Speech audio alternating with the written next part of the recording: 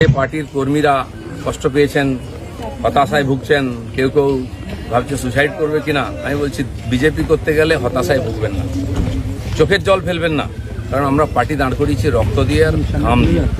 যেন বিজেপির কর্মীরা পিছনে তাকায় না, ভয় পায় না, সন্দেহ করে না। যতদিন আমার মনের মধ্যে, আমাদের কর্মীদের মধ্যে সন্দেহ ছিল না, বিভেদ ছিল না, পার্টি এগিয়েছে। যেদিন থেকে এই ধরনের অপসংস্কৃতি ঢুকেছে তখন থেকে পার্টি পিছোচ্ছে। দিলীপ ঘোষ 42 বছর ধরে ঘরবাড়ি ছেড়ে সমাজের কাজ করছে, 10 বছর রাজনীতি করছে। দিলীপ ঘোষের দিকে আঙুল তোলার হিম্মত কারো নেই, না পক্ষে না বিপক্ষে। যে কোনো ধরনের আমি চ্যালেঞ্জ করছি। যাদেরকে আমি নিয়ে এসে নেতা বানিয়েছি, যারা বিজেপিতে এসে করে খাচ্ছে, তাদেরই বেশি পেট ব্যথা হচ্ছে। যাদেরকে আমি নিয়ে এসে নেতা করেছি তারা খুব চিন্তিত ভবিষ্যৎ নিয়ে। পার্টির উপরে ভরসা রাখুন, চিন্তা করার কোনো দরকার নেই। আর দিলীপ ঘোষ পার্টি ছাড়বে কিনা, কোথায় যাবে, অনেকে দুশ্চিন্তাগ্রস্ত, অনেকে আনন্দিত। দুশ্চিন্তা করার দরকার নেই, আনন্দিত হওয়ার দরকার নেই। দিলীপ ঘোষ দরকার হলে রাজনীতি ছাড়বে, কিন্তু পার্টি ছাড়বে না, বিজেপি ছাড়বে না, এটা পরিষ্কার বলে দিচ্ছি। কিছু লোক হয়তো চাইছেন আমি পার্টি ছাড়লে জায়গাটা খালি হবে, সুবিধা হবে। সেটা হওয়ার চান্স নেই, কারণ আমাদের কাছে মিশন পশ্চিমবাংলায় যতদিন না রাজনৈতিক পরিবর্তন হচ্ছে, লড়াই চলবে। আর যে আমার লক্ষ লক্ষ সাথী 10 বছর ধরে আমার সঙ্গে লড়াই করেছেন, রক্ত দিয়েছেন, ঘাম দিয়েছেন, প্রাণ দিয়েছেন, পরিবারকে রাস্তায় বসিয়ে দিয়েছেন, সেটাই আমাদের কাছে প্রেরণা। কেউ বলছে 57 জন শহীদ হয়েছে, তারা ভাবছেন যে 21 সালে বোধহয় বিজেপি তৈরি হয়েছে। তা হয়নি, 257 জন শহীদ হয়েছে, রাজনীতিক শহীদ। সেই শহীদ ভুলেনি, কারণ আমার সময় তারা প্রাণ দিয়েছেন। তার ফলে 77 সিট জিতেছিলাম। আজকে 1 ডজন এমএলএ আমাদের ছেড়ে চলে গেছে, এমপি চলে যাচ্ছে, পঞ্চায়েত, জেলা পরিষদ সমিতি চলে যাচ্ছে। কিন্তু আমি বলছি আমাদের বিচারধারা, আমাদের রাস্তা ঠিক আছে, ঘাবড়াবেন না, ভয় পাবেন না। বিজেপি ভয় পায় না বলে ভারতবর্ষে পরিবর্তন করতে পেরেছে। আমরা সেই পার্টির সংস্কৃতি মানি যে পার্টির প্রধানমন্ত্রী অটল বিহারী বাজপেয়ী কালীঘাটে গিয়ে মমতা ব্যানার্জির মায়ের পায়ে হাত দিয়ে প্রণাম করেছিলেন। আমরা সেই সংস্কৃতির লোক। মমতা ব্যানার্জি তখন আমাদের সঙ্গে ছিলেন, আর অন্যদিকে চলে গেছেন, শত্রু হয়ে গেছেন, এটা আমি মনে করি না।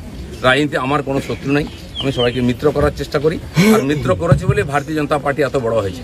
অন্য পার্টির বহু নেতা এসে পার্টির নেতৃত্ব করছেন। তো সেই জন্য আমরা সেই সংস্কৃতির লোক, সেই পার্টির কর্মী যে পার্টির প্রধানমন্ত্রী অটল বিহারী বাজপেয়ী শান্তির বার্তা নিয়ে বাসে চড়ে লাহোরে গেছিলেন, শত্রুর দেশে গেছিলেন, ঘোষিত শত্রু পাকিস্তান। প্রধানমন্ত্রীর সঙ্গে আলাপ করেছিলেন। ফিরে আসার পরে পাকিস্তান আক্রমণ করেছিল, কার্গিল যুদ্ধ হয়েছিল। অটল বিহারীর হাত কাঁপেনি, মিরাজ পাঠিয়ে দিয়ে, সেনা পাঠিয়ে দিয়ে সমস্ত বাংকার গুঁড়িয়ে দিয়েছিলেন। আমরা সেই সংস্কৃতি, এটা ভারতের সংস্কৃতি, এটা বিজেপি সংস্কৃতি।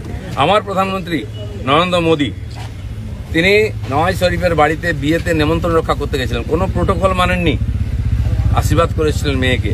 কিন্তু তারপরে পাঠানকোট হয়েছিল, পুলওয়ামা হয়েছিল, কিন্তু নরেন্দ্র মোদী সার্জিক্যাল স্ট্রাইক করতে, এয়ার স্ট্রাইক করতে পিছিয়ে যাননি, কারণ এটাই বিজেপি, এটাই ভারতীয় সংস্কৃতি। সেজন্য আমরা যেন আমাদের পরিচিতি না ভুলে যাই।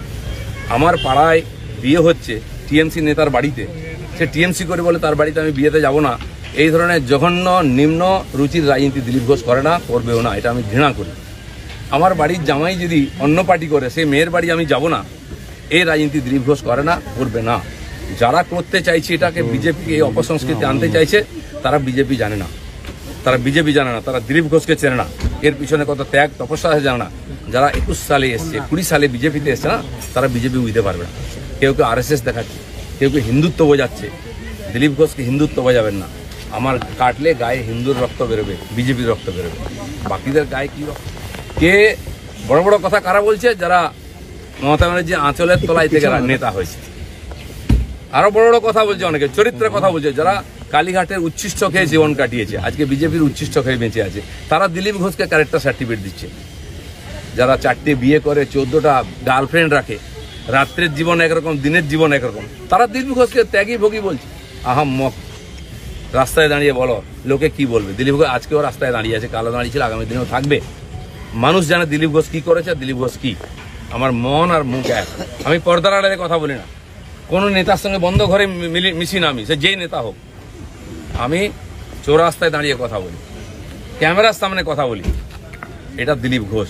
তাতে যদি কারো কষ্ট, আমার কিছু করার নেই। দিলীপ ঘোষের মিশন ঠিক আছে, দিলীপ ঘোষ পাল্টাবে না, নীতি পাল্টাবে না। দিলীপ ঘোষ বাংলায় পাল্টাতে এসছে, অর্ধেকটা হয়ে গেছে। যারা কোনোদিন পার্টির জন্য কন্ট্রিবিউশন করেননি, তারা বুঝবেন না বিজেপি কি, দিলীপ ঘোষ কি। সেই জন্য কষ্ট পাওয়ার কোনো কারণ নেই। দিলীপ ঘোষ আছে, দিলীপ ঘোষ থাকবে যতদিন পার্টির প্রয়োজন হবে। যে কর্মীরা আবেগে ভাসছেন, আবেগে ভাসার সময় নয়। যদি সত্যি সংকট আছে লড়াই করুন। আর বিজেপির কর্মীদের উপর আক্রমণ, হিন্দুর উপর আক্রমণ ভারতবর্ষে প্রথমবার হয়েছে। আজ যারা বড় বড় কথা বলছেন তারা হিন্দুর জন্য কতটা লড়াই করেছেন, কি ত্যাগ করেছেন? 4 পয়সার ত্যাগ নেই। বিজেপিতে কামাতে এসছেন, কামানো কমে যাচ্ছে। আমি দোকান সাজিয়ে দিয়েছিলাম 77টা এমএলএ দিয়ে, 1 ডজন এমএলএ আজকে নাই কেন? এমপি কোথায় গেল? জেলা পরিষদ সমিতির প্রধান চলে যাচ্ছে কেন? জবাব কে দেবে? 21-এর পর থেকে বিজেপির নামছে। 19 সালে বিজেপি 41% ভোট পেয়েছিল এবং আজ অনেক নেতা আমাদের পার্টিতে তার বিরুদ্ধে লড়াই করে আমরা পার্টিকে বাড়িয়েছিলাম। অনেকে প্রশ্ন করছেন 41% ভোট আর 121টা বিধানসভায় আমরা লিড নিয়েছিলাম। 5 বছর পরে 24 সালের ইলেকশনে সেই ভোট 39% নেমেছে আর 91টা বিধানসভায় আমরা লিড পেয়েছি। পার্টি এগোচ্ছে না পিছোচ্ছে? আমরা জিততে ভুলে গেছি 21 সালের পরে। প্রশ্ন করুন, পাবলিক প্রশ্ন করছে। দিলীপ ঘোষের এটাই প্রশ্ন আছে। যারা আমাকে প্রশ্ন করছেন আমি তাদের দিকে প্রশ্ন করছি। আপনারা তো নীতি শেখাচ্ছেন, রাজনীতি শেখাচ্ছেন, হিন্দুত্ব শেখাচ্ছেন, কি দিয়েছেন সমাজকে? কেন পার্টি নেমে গেছে? 250 লোকের প্রাণের বিনিময়ে যে পার্টি দাঁড় করিয়েছিলাম সে পার্টি কোথায় আজকে? কেন হারছি আমরা? কেন লোকে চিৎকার করছে? আর এই দালালরা যেদিন থেকে পার্টিতে এসছে বিজেপির গন্ধও চলে গেছে, বিজেপির স্বাদও চলে গেছে। লোক বিজেপির ভরসা করতে পারছে না। তাই ভরসা ফিরিয়ে আনার জন্য লড়াই করুন, নাটক করবেন না। রক্ত দিয়েছি আমরা, ঘাম দিয়েছি, তারপরে মানুষের বিশ্বাস জিতেছি, মানুষের আশীর্বাদ জিতেছি। দিলীপ ঘোষের তো লড়াই জারি আছে। আপনারা ঠিক করুন কে কোন পার্টি থেকে লড়াই করবেন। দিলীপ ঘোষ পার্টি পাল্টাতে আসেনি, পশ্চিমবাংলাকে পাল্টাতে এসেছে। ধন্যবাদ সবাই।